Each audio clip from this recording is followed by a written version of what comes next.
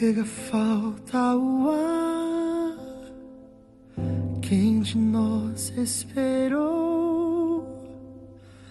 O que somos não basta. Preferem o mal que eu não posso dar. Quem um dia pensou, frente à vida que se estendeu, escolheram o preço do não. Rebeldia que corta o meu coração.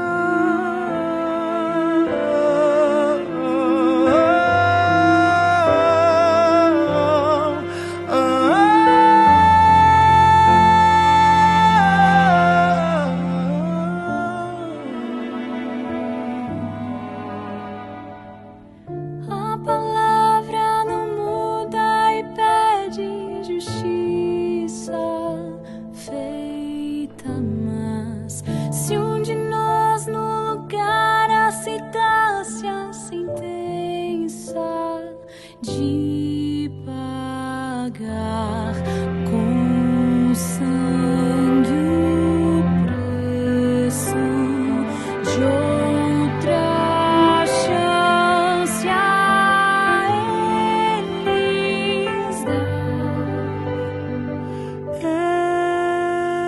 Eu vou,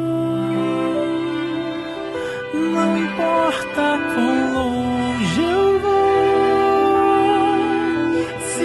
Morte é o preço da vida, por eles me entrego inteiro. Eu vou, é a única chance. Eu vou, não há outro caminho pra ver nossos filhos libertos. Eu vou.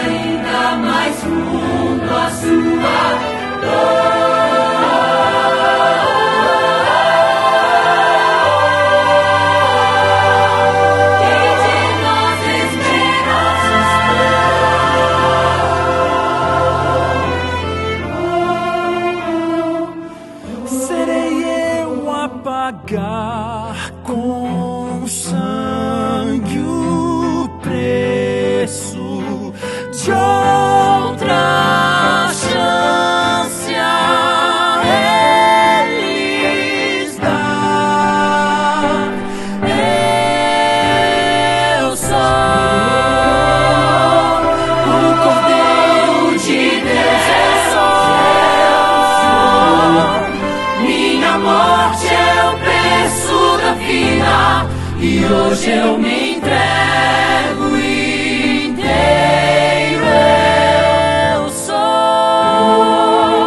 sua única chance. Eu sou, não há outro caminho pra todo que quer ser liberto.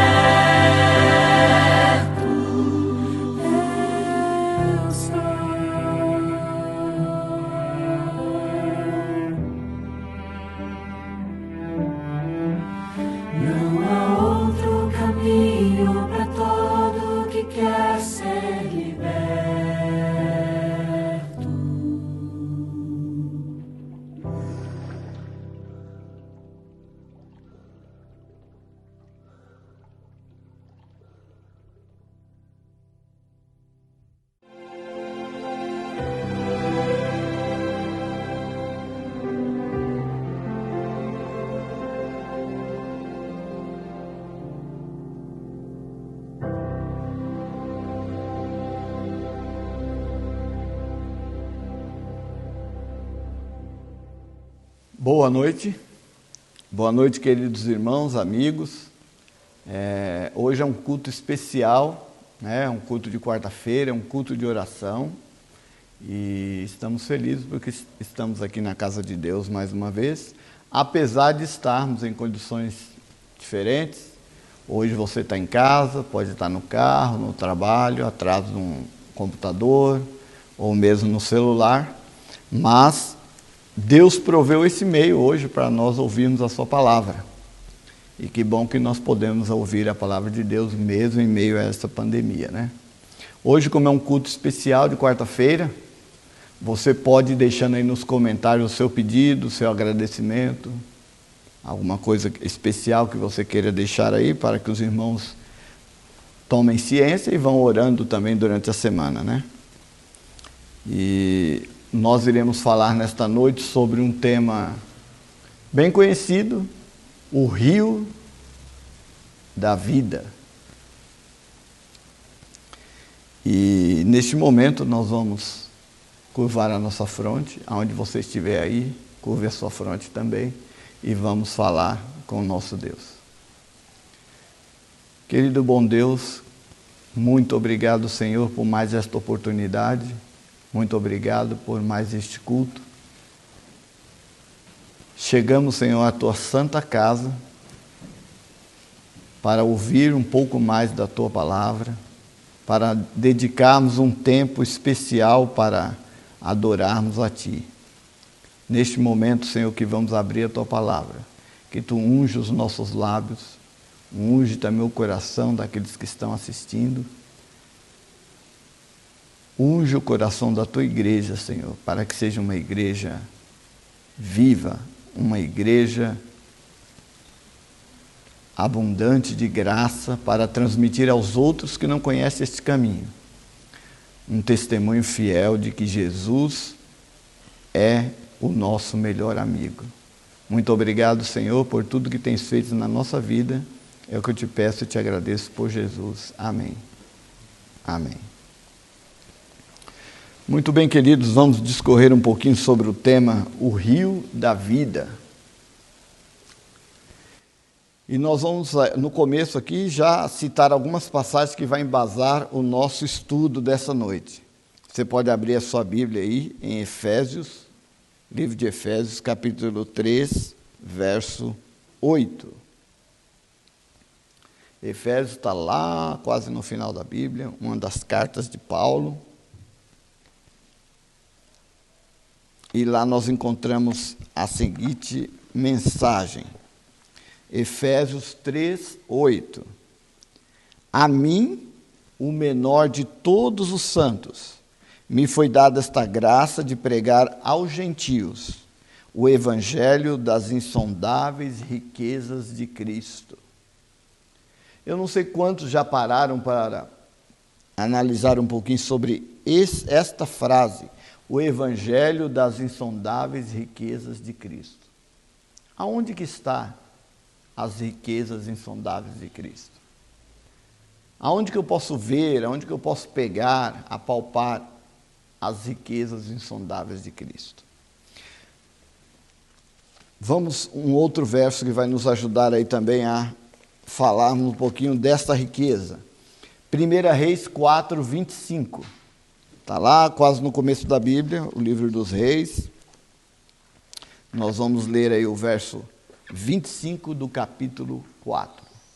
Diz o seguinte, todos já encontraram? Então vamos lá. Judá e Israel habitavam confiados, cada um debaixo de sua videira e debaixo de sua figueira, desde Dan até Berseba, todos os dias de Salomão. Aqui nós encontramos uma referência a uma terra, uma localização, desde Dan até Berseba. Para quantos conhecem o mapa da terra de Israel, Dan é uma cidade que fica lá no norte de Israel. E Berseba é uma cidade que fica ao sul. E Deus, quando pediu para que Moisés escrevesse e descrevesse a terra, E nós encontramos isso nos livros de Moisés, encontramos nos livros dos reis, encontramos em Efésios, Paulo falando dessas riquezas insondáveis de Cristo. Aqui Deus está falando da terra de Israel, que tinha um limite, de Dan até Berseba. Um outro verso que vamos ler é Deuteronômio 11:11, um pouquinho para trás aí de Reis. Falando ainda da terra, Deuteronômio 11:11.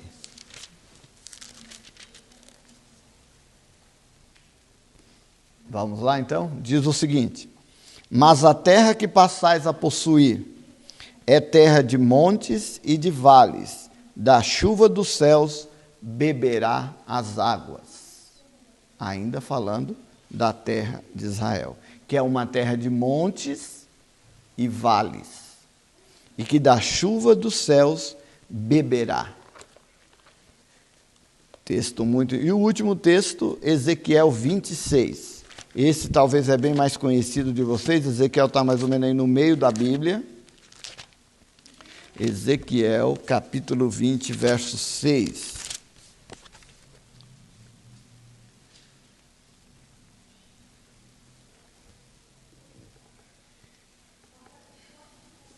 Ezequiel 26.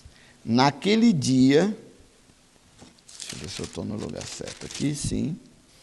Naquele dia, levantei-lhes a mão e jurei tirá-los da terra do Egito para uma terra que lhes tinham previsto, a qual mana leite e mel, coroa de todas as terras. Essa é a terra de Israel. Uma das insondáveis riquezas de Cristo. Terra que mana leite e mel. Terra de montanhas e vales. E eu gostaria de descrever um pouquinho desta terra. Terra que estava nos sonhos de Deus. Antes de Deus prometer para Abraão, este foi o primeiro homem que Deus prometeu a terra. Antes de Deus prometer esta terra, ele prescrutou a terra. Ele espiou a terra. É como se Deus chegasse no globo terrestre e fosse girando o globo e procurando uma terra que seria ideal para ele dar para um povo especial. E a terra que Deus escolheu foi a terra de Israel. E aí a Bíblia descreve essa terra, que é uma terra de montes e vales, é uma terra onde mana leite e mel. Você já parou para observar essa frase, terra que mana leite e mel? Por que essa terra era tão importante? E o que é mana leite e mel? Se você observar qual é o alimento primordial dos animais, quais são? Qual é? Não são muitos. É o leite. Todos os mamíferos, eles se alimentam do leite. E o mel? Talvez seria a essência da vegetação. Nós sabemos que as abelhas, elas fazem um trabalho muito especial, né? Elas vão às flores, aos vegetais, colhe ali o néctar e vai passando de um lugar para outro. E aquela vegetação vai crescendo por causa daqueles insetos, já deixado por Deus para isso. E Deus, quando descreve a terra, diz que essa terra é uma terra que mana leite e mel. Ou seja, todo o sustento dos animais e dos vegetais estava garantido. Outra coisa interessante dessa terra, porque essa é uma das riquezas insondáveis de Cristo, que Paulo fala, o evangelho das insondáveis riquezas de Cristo. Se você observar a terra de Israel, para você, de uma maneira bem rápida, assim, decorar como que é Israel, o que tem em Israel, nós vamos dividir em 8 itens. 8 itens. O primeiro item, um rio. A terra de Israel só tem um rio principal, que é o Rio Jordão. O Rio Jordão, ele nasce lá no norte de Israel. Não sei quantos vocês lembram da Bíblia quando fala do Monte Hermon.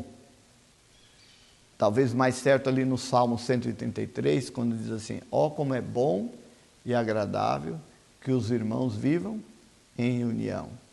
É como o óleo que desce sobre a cabeça, sobre a barba de Arão. É como o Monte do Hermon, lá no norte de Israel.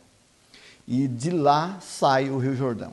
E o Rio Jordão corta toda a cidade de Israel e vai terminar lá embaixo, no sul de Israel. Ele desemboca no Mar Morto. Esse é o único rio principal. Tem outros rios pequenos, mas esse é o único rio principal de Israel. Então, quando você vai descrever sobre a terra de Israel, você não pode esquecer que lá só tem um rio, o Rio Jordão. 2 mares.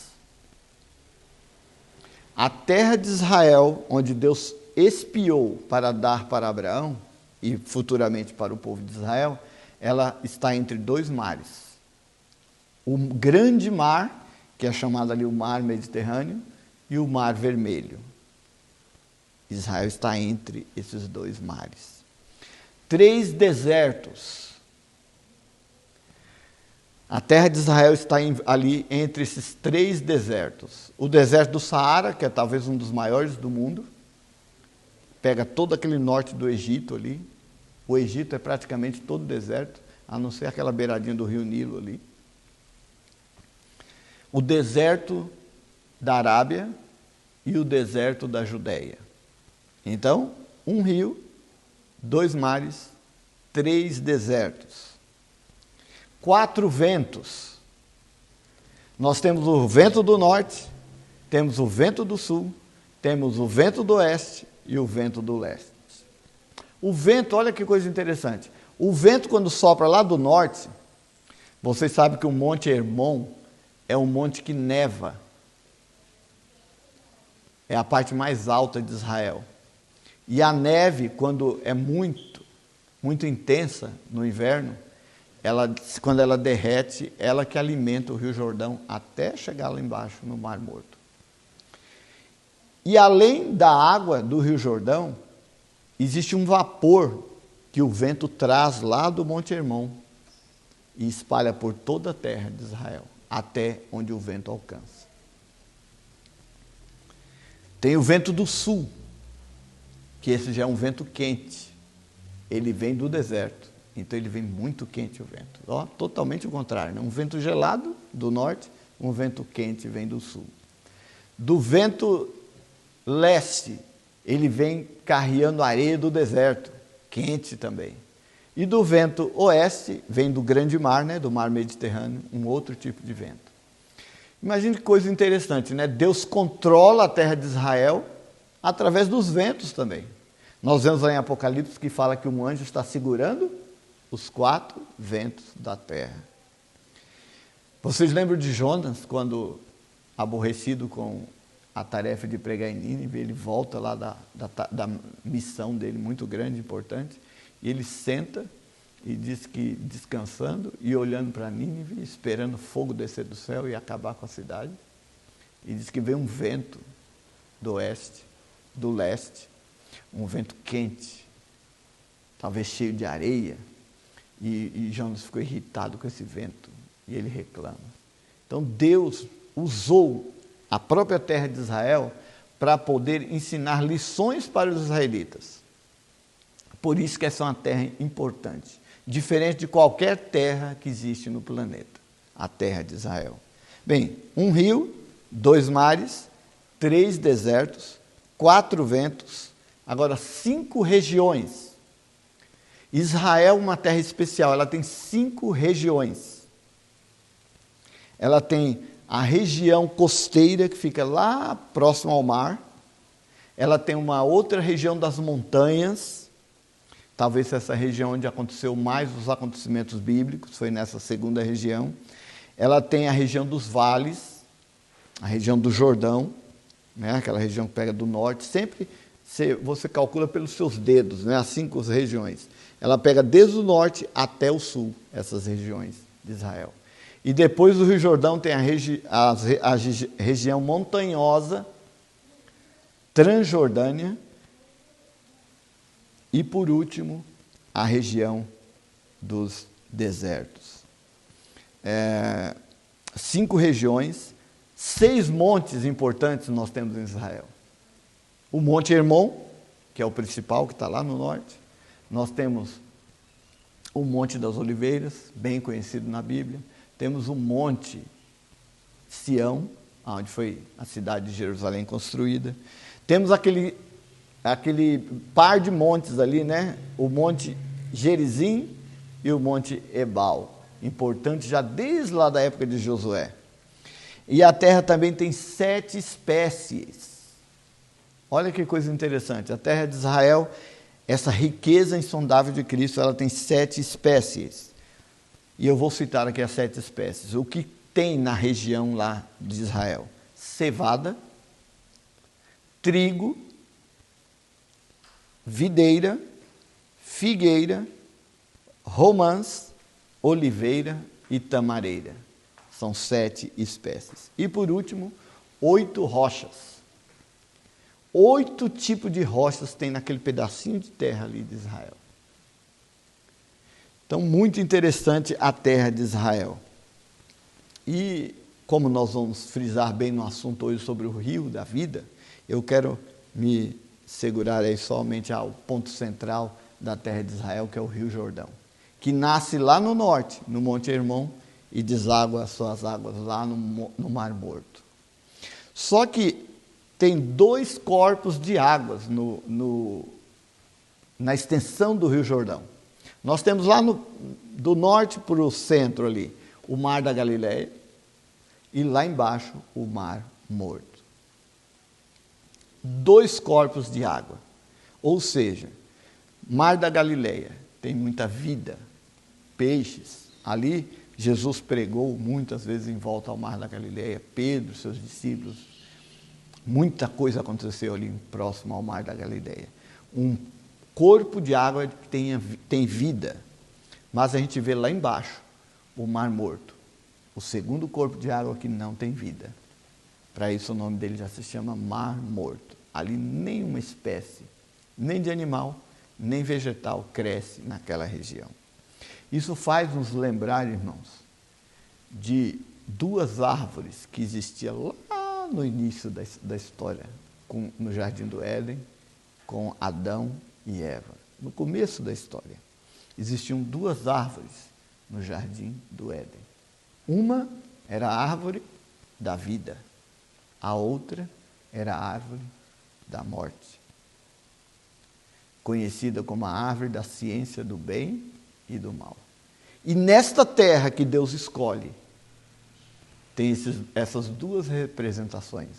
O Mar da Galileia representando a árvore da vida, e o Mar Morto representando a árvore da ciência do bem e do mal.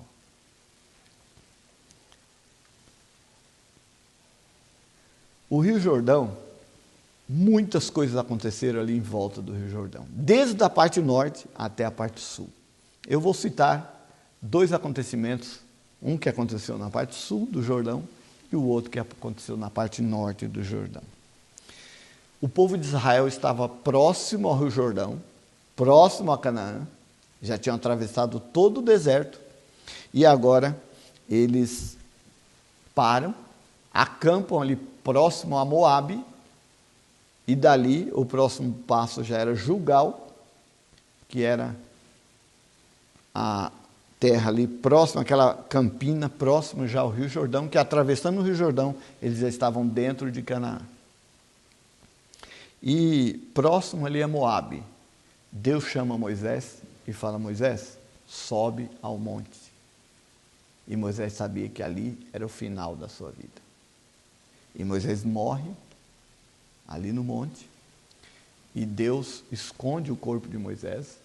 Ninguém sabe aonde foi enterrado o corpo de Moisés, mas foi na região ali próximo de Moabe. E Moisés ficou ali antes de entrar na terra prometida. E agora, líder Josué, que já acompanhava Moisés durante o deserto, desde que saiu lá do Egito, ele assume a liderança. E Josué agora conduz o povo até Gilgal, ali, aquela última fase que faltava para atravessar o Jordão. E Josué atravessa o Jordão com o povo de Israel. Então nós vemos próximo ao sul do Jordão duas figuras interessantes: Moisés, Josué, e a terceira figura importante é a do profeta Elias. Elias, vocês sabem que ele pregava do norte ao sul de Israel. Ele andava por toda a cidade de Israel. Mas quando Elias estava no final da sua carreira, da sua missão, ele foi até o sul do Jordão. E lá ele atravessa o Rio Jordão, junto com Eliseu, e ali Eliseu fala para Elias: quando você for tomado, me dê a sua capa. E Elias diz para Eliseu o seguinte: se você estiver próximo de mim, na hora que eu estiver saindo, a capa é sua. E a gente conhece muito bem a transladação de Elias, né? Elias foi levado ao céu sem passar pela morte. Foi ali no sul do Jordão. E a quarta figura que eu gostaria de mencionar é Jesus. Jesus foi batizado ali no sul do Jordão por João Batista. Tudo isso no Rio Jordão, o único rio principal de Israel. E eu gostaria desses homens destacar os três: Moisés, Elias e Jesus. Vocês sabem que Josué, em hebraico, quando você vai traduzir o nome Josué do hebraico para o grego, é Jesus. E quando você vai traduzir o nome de Jesus do grego para o hebraico, é Josué. Que figura interessante que o Espírito Santo deixou relatado nessa história. Josué atravessou o Jordão e Jesus é batizado no Jordão e sai do Jordão. É como se Josué morresse e Jesus ressuscitasse do Jordão. Porque quando Jesus foi batizado ali no Rio Jordão, ali naquele local onde Josué atravessou com o povo de Israel, ali próximo onde Moisés havia morrido, próximo às montanhas de Moabe, Jesus, quando ele foi batizado por João Batista, o céu se abriu. Queridos, não sei se vocês pararam para pensar nisso, mas nunca o céu havia aberto. Talvez foi a primeira vez que o céu se abriu e permaneceu aberto. Quando Jesus foi batizado, o céu se abriu e ouviu-se uma voz, o próprio Deus dizendo: esse é o meu filho amado. E João Batista ouviu essa voz, a voz de Deus. Este é o meu filho amado, em quem tenho prazer. E por extensão, essa voz chega também aos nossos ouvidos, porque Deus está falando para mim e para você. Este é o meu filho amado, em quem eu tenho prazer. Que privilégio, irmãos, por causa de Jesus, nós estamos no mesmo nível como filho de Deus.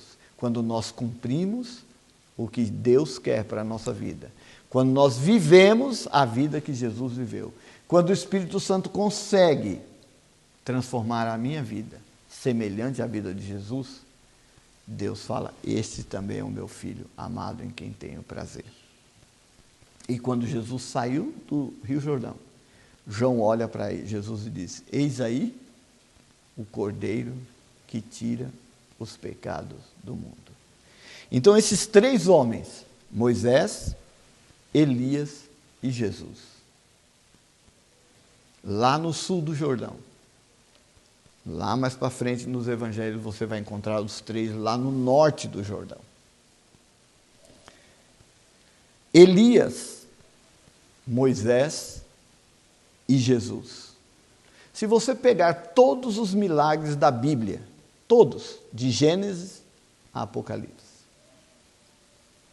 nós podemos reunir todos esses milagres em 3 grupos. Só 3 grupos. E aí você pega todos os milagres realizados por Elias e Eliseu. Como Elias era o chefe, né, era o líder, e Eliseu era o aprendiz, então a gente leva todos esses milagres da responsabilidade de Elias. Quando você vê Elias e todos os milagres que aconteceram nessa época, Elias é responsável por aqueles milagres. E aí você vai para Moisés e Josué, que também fizeram milagres. Todos os milagres que aconteceram desde quando Deus encontrou Moisés lá na sarça ardente, todos aqueles milagres se referem a Moisés. E na época que Jesus esteve aqui neste mundo, todos os milagres realizados por Jesus e por seus discípulos, Jesus é o responsável por esses milagres. Então nós vemos 3 homens ligados a 3 grupos de milagres na Bíblia. E por fim, nós encontramos esses 3 homens lá no Monte da Transfiguração. Monte da Transfiguração. Jesus reuniu os seus discípulos, chegaram até o pé do monte, escolheu 3 deles e subiu até um certo local no monte. E ali, Jesus foi glorificado. Jesus foi transfigurado. E apareceu 2 pessoas ali que vieram do céu, que foi Moisés e Elias. Justo os 2 que estavam lá no sul, que morreram lá no sul do Jordão. Agora eles estavam no norte do Jordão, junto com Jesus glorificado. Jesus foi transfigurado. Uma aparição ali importante, que os discípulos nem puderam ver direito. Estavam preocupados com outras coisas, talvez dormindo, cansados, dormiram. Perderam essa cena celeste que Deus preparou para que eles assistissem. E eles não assistiram, dormiram. Quando eles acordaram, talvez foi já no final, e Pedro, como sempre, né, falando o que vinha na teia, né? Pedro sempre fala, o que vinha ele falava, e ele falou: Senhor, mas que bom, não é bom a gente fazer 3 cabanas aqui? Uma para o Senhor, outra para Moisés, outra para Elias, e ficar aqui, morar aqui.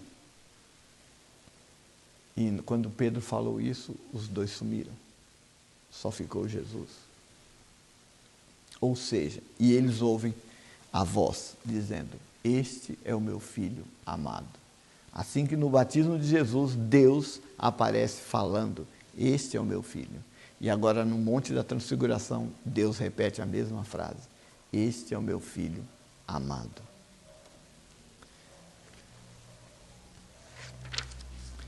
Estamos chegando ao final já do nosso estudo. Não poderia deixar de passar a mulher do poço de Siquém, de Sicar, né? Abra sua Bíblia em São João, capítulo 4. Nós não vamos ler, porque conhecemos bem a história. São João, capítulo 4, lá relata a história da mulher de Samaria. Samaria ficava ali próximo também ao Jordão. E o Espírito Santo prepara essa cena maravilhosa, né? Jesus cansado, com sede, com fome, ele vai até aquele local, os discípulos vão para a cidade de Samaria comprar alimento e Jesus fica ali ao poço. Conhecemos muito bem essa história quando aquela mulher vai em busca de água, porque ela estava com sede. E Jesus oferece a água do rio da vida. Jesus é o rio da vida. Ele tem água. Ele é a água. E ele oferece essa água para a mulher, e a mulher aceita a água oferecida por Jesus. E aquela água, quando lá no início das passagens que lemos, que falou que Israel é uma terra de montes e vales, que beberá das águas que cairão do céu. Quando nós falamos em profundidade espiritual, a gente lembra de um poço, lugar mais profundo da terra, poço. Lá tem água viva. Ou a água que vem do céu, representada pelo Monte Hermon, que quando derrete a neve, lota o Rio Jordão de água e ele sai distribuindo água para toda a terra de Israel. Jerusalém, irmãos, é essa terra, é uma das riquezas insondáveis de Cristo. Jerusalém é Jerusalém porque todas as tribos se reuniam para trazer as primícias até a cidade de Jerusalém. Era uma cidade que tinha muitas festas, né? Conhecemos na Bíblia as festas que tinha em Israel. E todas eram concentradas em Jerusalém. Quando tinha a festa das primícias, todo o povo de Israel, as tribos, traziam alimentos, a primeira colheita, escolhiam o melhor dos frutos, as primícias, e traziam para Jerusalém. Jerusalém é Jerusalém por causa disso. Porque ali se encontravam todo o povo de Israel, as 12 tribos, e traziam o melhor da terra para Jerusalém. Se você voltar um pouquinho atrás, Jerusalém é a cidade dos sonhos de Deus. E mesmo antes de nós termos existido, mesmo antes de Adão ter existido, Jerusalém estava nos planos de Deus. E um dia Deus apresenta Jerusalém para Abraão, de uma maneira bem rústica, né? Mas a mensagem ficou. E Deus pede para que Abraão, assim como era o plano dele futuro, Jerusalém ser uma terra especial, e ninguém poderia chegar ali de mãos vazias, Deus pede para que Abraão vá até um monte, que Abraão não conhecia nem o nome do monte, mas ali era um monte que futuramente ia ser construída a cidade de Jerusalém. E pediu para que Abraão também não fosse de mãos vazias. E nós conhecemos muito bem o sacrifício que Deus pediu para que Abraão fizesse. Venha, mas venha de mãos cheias. Não venha de mãos vazias. E Deus pediu, irmãos, para Abraão, nada mais, nada menos do que o que ele tinha mais de importante. O que a terra tinha produzido de melhor para Abraão? O seu próprio filho. E quando Abraão chegou lá nessa montanha, indicada por Deus, Abraão não estava de mãos vazias, querido amigo. Abraão estava com as suas mãos cheias de Isaac. E nem isso, que era o que ele tinha de mais importante, Abraão reteu. Abraão entregou. Jerusalém, lugar de entrega, lugar onde nós não podemos ir de mãos vazias. Assim como os israelitas nunca iam a Jerusalém de mãos vazias, sempre levavam o melhor da terra para Jerusalém. Quem é a Jerusalém atual, irmãos? Quem é a terra de Israel atual? Quem é o rio da vida? Quem é a água da vida? É Jesus. Jesus é o Evangelho. Jesus é a riqueza insondável de Deus. E você pode andar hoje em Jerusalém. É só você andar em Jesus. Ele diz, eu sou o caminho, a verdade e a vida. Ninguém vem ao Pai senão por mim. Jesus é o caminho. Jesus é tudo. Tudo. Não dá tempo, mas em São João vocês conhecem a passagem que diz assim, todas as coisas foram feitas por Ele, e sem Ele, nada do que foi feito se fez. Deus resolveu concentrar todas as coisas em Jesus. Então, o que é o Evangelho das riquezas insondáveis de Cristo? É o próprio Cristo, é a terra de Israel, são as árvores, é a vida. E eu termino com Isaías 55, verso 1. É o último verso que nós vamos ler, Isaías 55, verso 1. Quando Jesus encontrou com aquela mulher, ele ofereceu a água viva e aquela mulher aceitou. Não só aceitou, como levou aquela água para todos que ela conhecia, seus vizinhos, seus amigos, e a cidade inteira veio também buscar dessa água. Isaías 55, verso 1, primeira parte diz assim: todos vós que tendes sede, vinde às águas. Todos vós que tendes sede, vinde às águas. O rio da vida ainda está disponível. Jesus está disponível a todos nós. Se queremos usufruir das riquezas insondáveis do céu, temos que ter Jesus, porque nele se concentra todas as riquezas do céu. E uma coisa tão importante, irmãos, que o céu, para nos salvar, não reteve nada.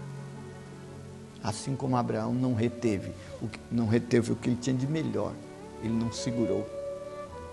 Deus também não segurou nada. O que ele tinha de melhor no céu, ele deu. O seu próprio Filho. E todo o céu está aberto, disponível para nós. Basta queremos aceitar a água viva. E essa água, quando nós bebermos, ela transbordará de dentro para fora. Não precisa a gente forçar, não precisa ficar preocupado em produzir frutos. Porque quando essa água interiorizar em nós, nós automaticamente produziremos frutos, porque o justo, em Salmo 1, diz o seguinte: é como árvore plantada junto a ribeiros de águas, que no devido tempo dá o seu fruto. Que Deus nos ajude, nos abençoe nesta noite, para que possamos aí, já no meio da semana que estamos, conseguir chegar ao final da semana estudando a palavra de Deus. Jesus é a riqueza insondável de Deus. Que possamos realmente aceitar Jesus na nossa vida todos os dias. Que Deus nos abençoe para tanto, é o nosso desejo nessa noite. Amém. E neste momento, como nós já havíamos anunciado no começo, aqueles que fizeram seus pedidos, agradecimentos, seus comentários, neste momento nós vamos orar por estes pedidos. Curva a sua fronte, de onde você estiver, na sua casa, no carro, no trabalho, e vamos falar com o nosso Deus. Querido bom Deus que estás nos céus, muito obrigado, Senhor, porque conhecemos um dia o Evangelho das insondáveis riquezas de Cristo. Muito obrigado, Senhor, porque está à nossa disposição tudo que o céu tem de melhor. Todas as providências para que vençamos qualquer tentação. Ajuda-nos, Senhor, a confiar em Ti. Ajuda-nos a entender que, através de Jesus, nós somos Teus filhos amados e que Tu está interessado, Senhor, em salvar a todos que Te buscam em espírito e em verdade. Muito obrigado, Senhor, por essa oportunidade. Queremos Te pedir uma bênção especial sobre esses pedidos e agradecimentos que estão nos comentários, Senhor. Tu conheces o coração de cada um. Tu conheces as nossas necessidades, Senhor. E ajuda-nos, Senhor, para que não venhamos atrapalhar o Teu plano na nossa vida. Que o eu, mais uma vez, seja escondido, Senhor, e que somente apareça Jesus. Ajuda-nos, nos proteja, nos guarde e nos acompanhe no restante dessa semana. É o que eu te peço e te agradeço por Jesus. Amém. Amém.